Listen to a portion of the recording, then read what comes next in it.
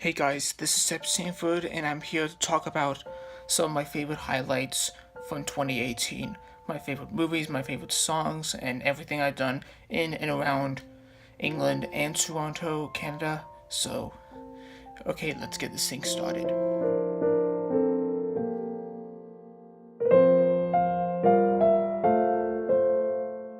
Okay, let's talk about, first of all, my favorite movies from 2018. Okay, at number one, I'm definitely going to start off by saying I love Bohemian Rhapsody, and it's all because of the story of Queen and mostly about Freddie Mercury. And I love Queen's music. I love the story, and Rami Malek did an amazing job playing Freddie Mercury. And I think Fox and Brian and Roger from Queen had made the Freddie Mercury movie that the real Freddie deserved. Like, if only he was still alive, he would have loved this movie so much. So we are the champions, and I'm hoping this movie gets nominated for an Oscar, and I'm hoping it wins the Golden Globes in 2019. And second off, the second movie that I like is Christopher Robin. It's the live-action Winnie the Pooh movie, and it was a really great story, and there's lots of humor, and that made me laugh, and it also made me cry. And I'm so happy that they made the Pooh movie that Disney deserved, and I'm very happy that Pooh liked watching his own movie on the big screen. So, thank you so much, Pooh. And to the rest of the stuffed animals from the 100 Acre Wood, of course.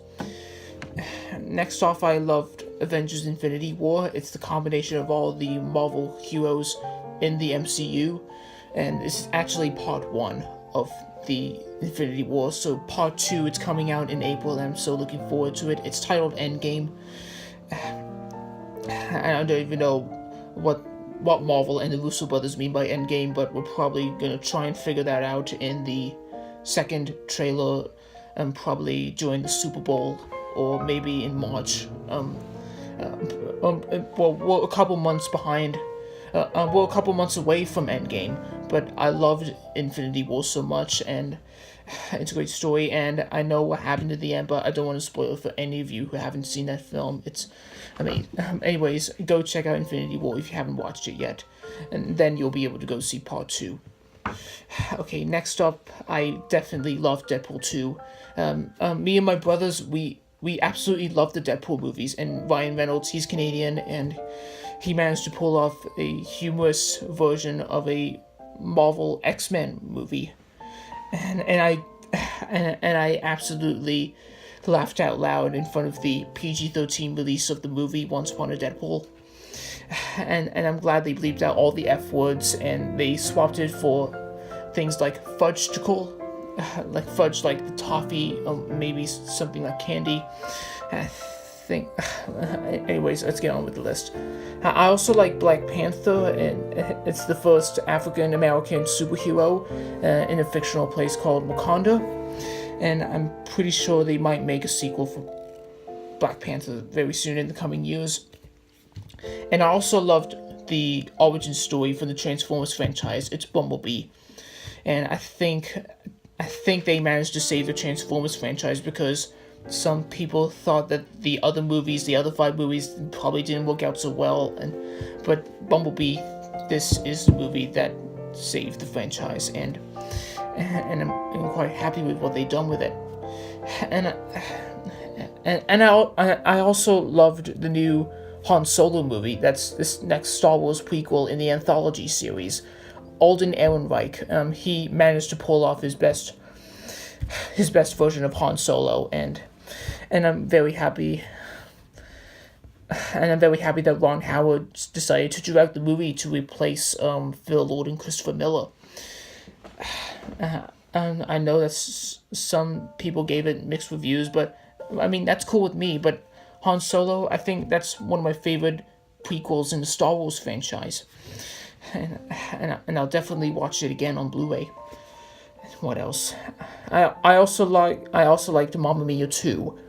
Here we go again. 10 years after the first movie, and And I gotta say, when I watched the movie the first time, I literally just sang along in my seat to all the ABBA songs, and Cher, and when she sang Fernando on the rooftop with Andy Garcia, I was blown away by it.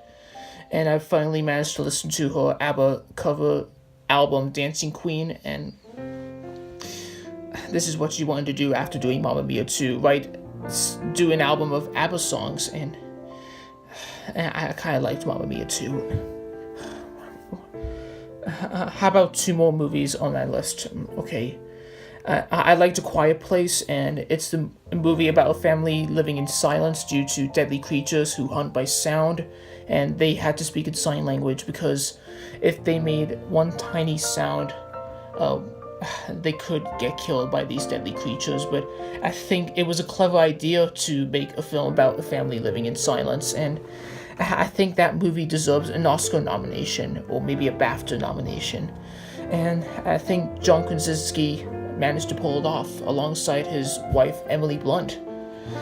It was probably one of my favorite horror movies of 2018. And the same thing goes for Halloween. The same thing goes for Halloween. It scared the living heck out of me. One more. I gotta say, I loved Mary Poppins Returns. Like, one word to describe that movie, it was supercalifragilisticexpialidocious. You probably know the rest.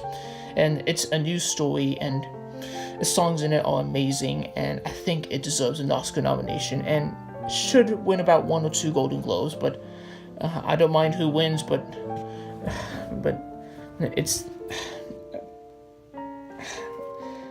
You should probably go and see Mary Poppins Returns if I were you. It's amazing, the music is outstanding, and be sure to keep your eyes out on Dick Van Dyke as Dawes Jr. So yeah, those are my favorite movies of 2018. Okay, next topic. The next topic on my highlights for 2018 is my favorite animated movies. And animation is my favorite genre in movies. And let's just go through the movies that I chosen and that I liked throughout the past 12 months. First off, I'm starting off with Ralph Wakes the Internet, aka Wreck-It Ralph 2. And you probably know the story. Ralph leaves the arcade with Vanellope von Schweetz and wrecks the internet. And I thought it was a clever idea to take video game characters from the arcade to the internet. You can call it Wi-Fi if you like. And when I watched the movie, I was like blown away by what the internet looked like inside. And I saw a ton of Easter eggs, like for the applications like Google, Snapchat, Twitter, Instagram, eBay, and even YouTube. The website that you're watching this video on right now. In fact, there's a ton of Easter eggs, including some familiar Disney faces, like you might have missed out on Eeyore's cameo. And I love the scene in the movie where Vanellope meets all the Disney princesses. It was probably my favorite scene in the movie, although I didn't understand what Merida said in that movie because her character is Scottish. She's from Brave. So, no offense, Kelly MacDonald. Anyways, I liked Ralph Wakes the Internet, and I'll definitely go watch it again before the year ends. And you might want to stay till some post-credit scenes if you haven't watched it yet. Please do. Take my advice. And Disney, of course. Next up, I definitely loved Benedict Cumberbatch's version of The Grinch. It's 2018, and me and my family, we like the Grinch movies, from the half-an-hour Christmas special up to Jim Carrey's version in 2000. But I think Illumination managed to pull it off, and it's a different story. Like, Benedict Cumberbatch, he doesn't... Benedict as the Grinch, he doesn't like Christmas because he was haunted by his past when he was a child in the orphanage. And you guessed it, he manages to steal their Christmas in Whoville. And oh, good grief. And I also like the look of the Who's in it, including Cindy Lou Who. And if you don't recognize the voice of Cindy Lou Who, it's one of the actresses from The Greatest Showman who played the Barnum daughters, the one who wished to marry Santa Claus. And I think the actress who played Cindy in this version of The Grinch, I think she's done a really good job with this movie after The Greatest Showman. Okay, next movie, Incredibles 2. I gotta say, that movie was incredible, and it has been more than about 14 years since the first movie came out, and I thought it was a great idea to bring The Incredibles back to the big screen and going on the biggest adventure yet, and I definitely loved the return of Edna Mode, which is voiced by the director of the movie. It's Brad Bird, not Pitt, sorry. It's Brad Bird. And I'm hoping they'll do a third Incredibles movie in the near future. Next up, I liked Smallfoot because I liked Channing Tatum and Zendaya in this movie, and it's also because I liked the song at the end of the movie by Niall Horan, It's Finally Free. And two more movies on my list. And there's Isle of Dogs, which is the Wes Anderson stop-motion animated movie. I thought it was a great story about a young boy trying to find his lost dog on a land of trash, and about a couple miles away from the Japanese archipelago. I think I'm glad it's nominated for animated movie at the Golden Globes. We'll probably have to see if it wins or not. And so is this last movie that I've chosen, the new Spider-Man movie. The animated Spider-Man movie is just insane. It just turned into a comic book movie for about 2 hours straight, less than 2 hours straight. Yeah, I timed it, and the graphics and the animation stuff that Sony had did, it's just insane. And I think they should definitely make another Spider-Verse movie. And of course, it's dedicated to the late Stan Lee, who died in early November. So, you're a legend, Stan, and you would have loved seeing this movie on the big screen. And we'll probably have time to see your last few cameos in the next few Marvel movies in 2019. So, well done, Sony and Marvel and Stan Lee. I think you made the Spider-Man movie that you deserved. And I think Spider-Man should win the Golden Globe for animated movie. So yeah, those are my animated movies of 2018.